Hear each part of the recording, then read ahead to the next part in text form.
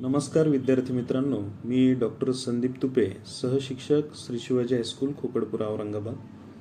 मित्रांनो, आजच्या या व्हिडिओमध्ये आपण आपल्या पाठ्यपुस्तकातील भाग 3 मधील खोद आणखी थोडेसे ही कवयित्री आसावरी काकडे यांची कविता बघणार आहोत. या कवितेकडे वळण्यापूर्वी थोडासा संवाद आपल्याशी साधू इच्छितो.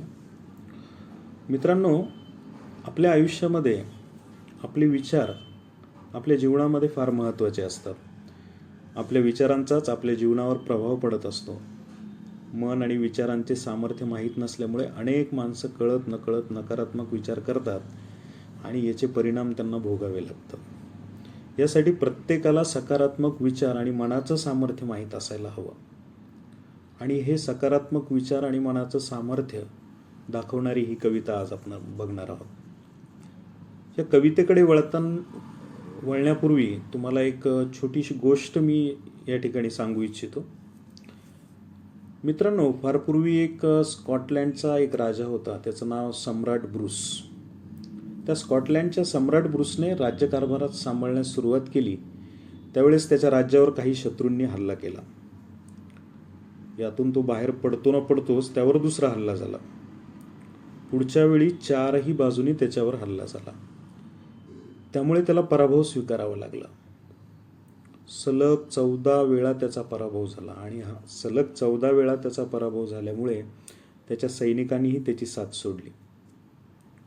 मग निराश झालेला हा ब्रूस एका टेकडीवर बसला होता आणि त्याला समोर एक चित्र दिसलं. एक कोळी दिसला. कोळी माहिती आहे ना, झाडावरती असतो आणि झाडावरती तो त्याचं जाळं विणत असतो. आणि तो त्या टेकडीवर बसला असता एक कोळी 2 फांद्यांना जोडून जाळं बनवण्याचा प्रयत्न करत होता. पण प्रत्येक वेळेस ते जाळं तुटून जात होतं. त्या कोळ्याने 20 वेळा प्रयत्न केला पण आशा सोडली नाही. शेवटी 21व्या वेळी त्याला त्यात यश आलं आणि हे सर्व सम्राट ब्रूस बघत होता. मग यावरून धडा घेत ब्रूसने विचार केला की या कोळ्याशी जर आपण तुलना केली तरी आपल्याकडे अद्याप 7 संधी आहेत. त्यामुळे आपण निराश होण्याचं कारण नाही. असं म्हणत त्याने पुन्हा एकदा पूर्ण ताकदीनिशी शत्रूवर हल्ला केला. यात त्याने केवळ आपले राज्यच परत मिळवलं नाही तर शत्रूंचा पराभव करून तो त्यांचाही सम्राट बनला. शेवटी तात्पर्य काय मित्रांनो, तर प्रयत्न करत राहिल्याने आपलं काम पूर्ण होतं. बघा, झोपलेला सिंह असतो पण त्याच्या तोंडात शिकार स्वतःहून जात नाही. त्याला प्रयत्न करूनच शिकार पकडावी लागते. त्यामुळे आपली क्षमता कमी असेल तरी आपण प्रयत्न करायला हवे. आपल्या मनात असंख्य विचार येतात. वाईट नकारात्मक विचार हे जीवनाला चुकीची कलाटणी देतात, तर सकारात्मक विचार माणसाला जीवनात यशाच्या शिखरावर नेतात. आणि म्हणूनच सकारात्मकतेला, विचाराला कष्टाची जोड देऊन आनंदी व्हावं हा आशा व्यक्त करणारी ही कविता खोद आणखी थोडेसे आपण आज बघणार आहोत. सर्वप्रथम आपण या कवितेच्या ज्या कवयित्री आहेत त्यांचा परिचय या ठिकाणी बघणार आहोत. या कवितेच्या कवयित्री आहेत आसावरी काकडे. त्यांचा जन्म 23 जानेवारी 1950 रोजी झाला. या एक मराठी हिंदी कवयित्री आणि गद्यलेखक आहेत. त्यांनी BCom नंतर मराठी आणि तत्वज्ञान या 2 विषयात MA केलं आहे. आसावरी काकडे यांच्या स्वरचित कविताशिवाय त्यांनी डॉक्टर विश्वनाथ प्रसाद तिवारी यांच्या निवडक हिंदी कवितांचा तरीही काही बाकी राहील या नावाचा अनुवाद केला आहे. दीप्ती नवल यांच्या लम्हा लम्हा या हिंदी कविता संग्रहाचा त्याच नावाचा अनुवाद त्यांनी केलेला आहे. तर डॉक्टर चंद्रप्रकाश देवल यांच्या बोलो माधवी या हिंदी कविता संग्रहांचा बोल माधवी या नावाचा अनुवादही त्यांनी केलेला आहे. आसावरी काकडे यांनी नवी दिल्ली येथे आकाशवाणीतर्फे आयोजित जयपूर येथील सर्वभाषिक कवी संमेलनामध्ये आपल्या मराठी भाषेचं प्रतिनिधित्व केलेलं आहे. त्याचप्रमाणे आकाशवाणीवरील, दूरदर्शनवरील आणि विविध साहित्य संमेलनाच्या निमित्ताने आयोजित सत्रांमध्ये त्यांचा सहभाग असतो. त्यांना अनेक पुरस्कार मिळालेले आहेत. त्यापैकी 1990 साली विशाखा पुरस्कार व 1992 साली राज्य पुरस्कार यांनी त्यांना सन्मानित करण्यात आलेलं आहे. अशा प्रकारे आपण या कवयित्री यांचा परिचय बघितला. यानंतर आपल्या स्क्रीनवरती आसावरी काकडे यांचे साहित्य असलेले काही पुस्तकांचे मुखपृष्ठ आपल्याला दिसत आहेत. यामध्ये अनु मनु शिरू, टिकटॉक ट्रिंग, ऋतुचक्र, भिंगोऱ्या भिंग हे बालकविता संग्रह त्यांचे प्रसिद्ध आहेत. स्त्री असण्याचा अर्थ याचं मुखपृष्ठ आपल्याला दिसतं आहे. त्याचप्रमाणे उत्तरार्ध या कविता संग्रहाचं मुखपृष्ठ देखील आपल्याला या ठिकाणी दिसतं आहे. मित्रांनो, खोद आणखी थोडेसे ही लाहो या कविता संग्रहातून कविता घेतलेली आहे. तर आपण आता कवितेकडे वळतो आहोत. बघा, या कवितेमध्ये आपल्याला काय शिकायचं आहे. मी जी सुरुवातीला म्हटलंय की या कवितेची मध्यवर्ती कल्पना काय आहे. इथे तुम्हाला तुमच्या स्क्रीनवरती एक चित्र दिसत आहे. हे चित्र जीवनात प्रयत्नाचं महत्त्व अधोरेखित करतं आणि कविता सुद्धा किंवा कवितेची मध्यवर्ती कल्पना सुद्धा हीच आहे की जीवनामध्ये प्रयत्न आणि सकारात्मकता यांना अनन्यसाधारण महत्त्व आहे. ध्येय साध्य करताना संयमाने आणि जिद्दीने कार्यरत राहावे लागते. चांगुलपणावर विश्वास ठेवणं आवश्यक असतं. जे काही वाट्याला आलेलं वास्तव आहे ते आनंदाने स्वीकारावं लागतं आणि ते आनंदाने आपण एकदा स्वीकारलं तर आपण कोणत्याही भ्रमात राहू नये आणि उमेदीने जगण्यासाठी कष्टाची कास धरावी, कष्टाची त्याला जोड द्यावी असा संदेश या कवितेतून व्यक्त होतो. आपण कवितेकडे आता वळतो आहोत. कविता 15वी, खोद आणखी थोडेसे. पाठ्यपुस्तकातील पृष्ठ क्रमांक 57 वरती ही कविता दिलेली आहे. सुरुवातीला मी ही कविता गायनही करता येईल. मी कविता आपल्यासमोर वाचतो.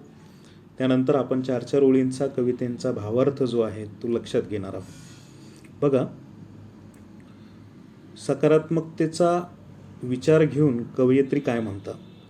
खोद आणखी थोडेसे खाली असतेच पाणी, खोद आणखी थोडेसे खाली असतेच पाणी, धीर सोडू नको सारी खोटी नसतात नानी, धीर सोडू नको सारी खोटी नसतात नानी, घट्ट मिटू नये ओठ गाणे असतेच गमणी, घट्ट मिटू नये ओठ गाणे असतेच गमणी, आर्त जन्मांचे असते रित्या गळणाऱ्या पाणी, मूठ मिटून कशाला म्हणायची भरलेली, मूठ मिटून कशाला म्हणायची भरलेली, उघडून ओंजळीत घ्यावी मनातली तळी, उघडून ओंजळीत घ्यावी मनातली तळी, जरा लागेलच तिथे खोद आणखी जरासे, जरा लागेलच तिथे खोद आणखी जरासे, उमेदीने जगण्याला बळ लागते थोडेसे, उमेदीने जगण्याला बळ लागते थोडेसे.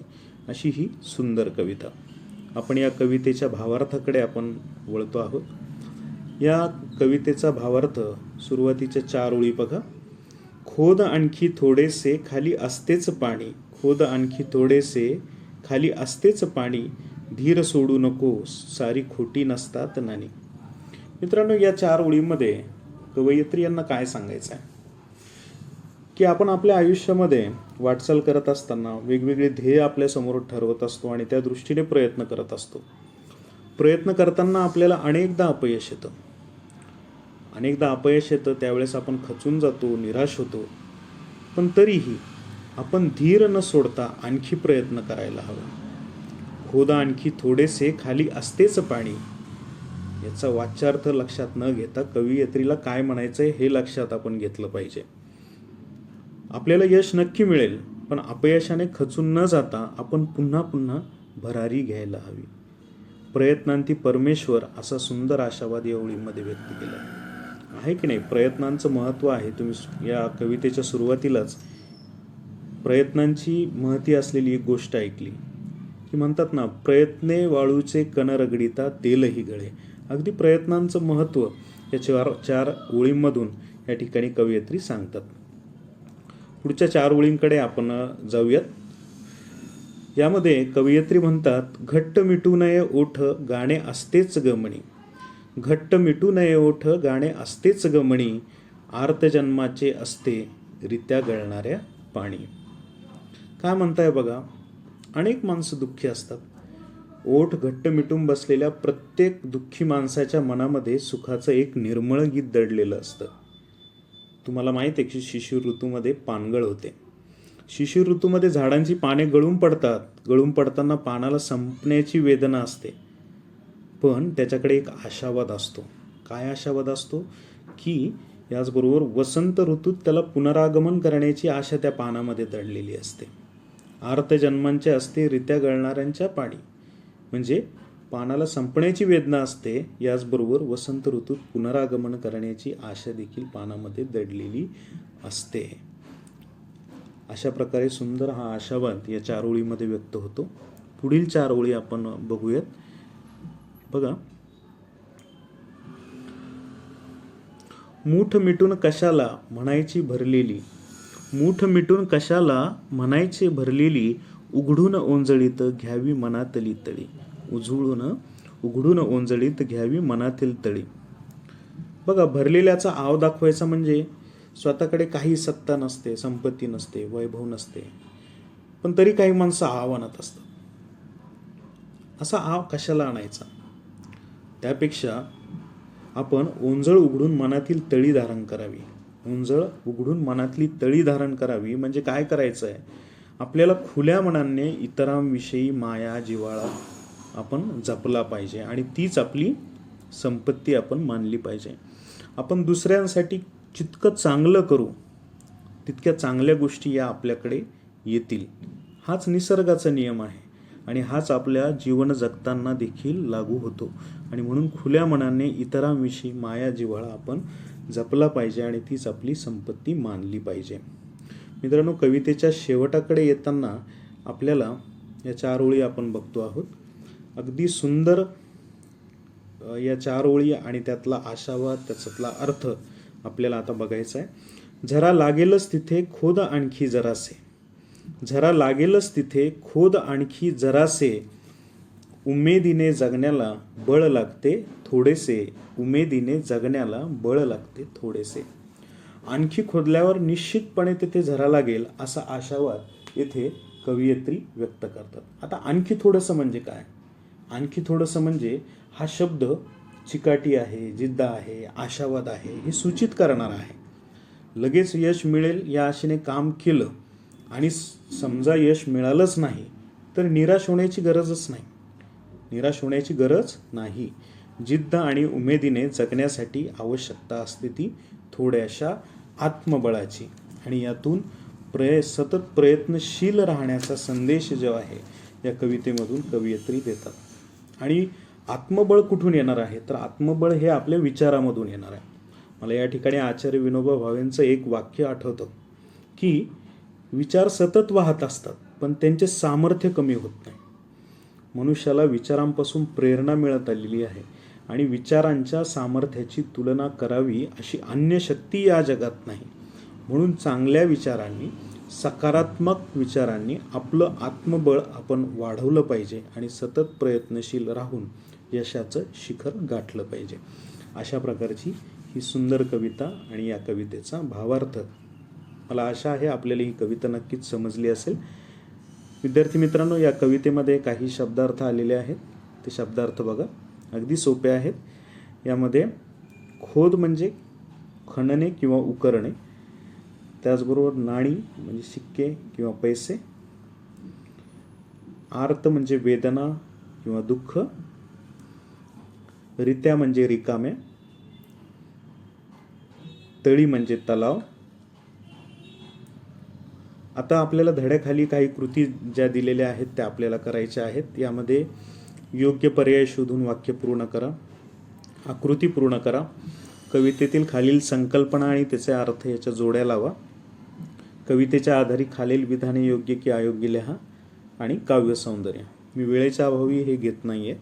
स्वाध्यायकृतीचा नवीन व्हिडिओ आपल्यासमोर नक्कीच लवकर घेऊन येईल आणि काव्य सौंदर्यावर आधारित नवीन व्हिडिओ आपल्याला पुढील भागांमध्ये बघायचा आहे.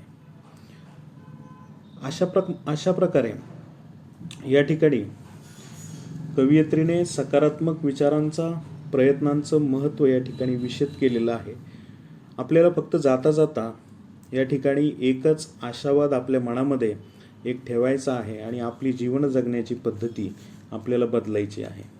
मित्रांनो, ही कविता असेल किंवा आपला पाठ्यांश असेल, हा केवळ आपला पाठ्यांश न बघता आपल्याला यामधून आपल्या जीवन जगताना काय घेता येईल हे आपण बघितलं पाहिजे. आणि या कवितेतून आपल्याला काय घ्यायचं आहे तर आपण नेहमी विधायक विचार केला पाहिजे, स्वतःला स्वीकारलं पाहिजे, स्वतःशी संवाद साधला पाहिजे, इतरांसाठी चांगल्या गोष्टी केल्या पाहिजे आणि हे सगळं करत असताना त्याला आपल्या कष्टाची जोड दिली पाहिजे. आणि हे सगळं जर होत असेल तर नक्कीच तुम्हाला यशाचा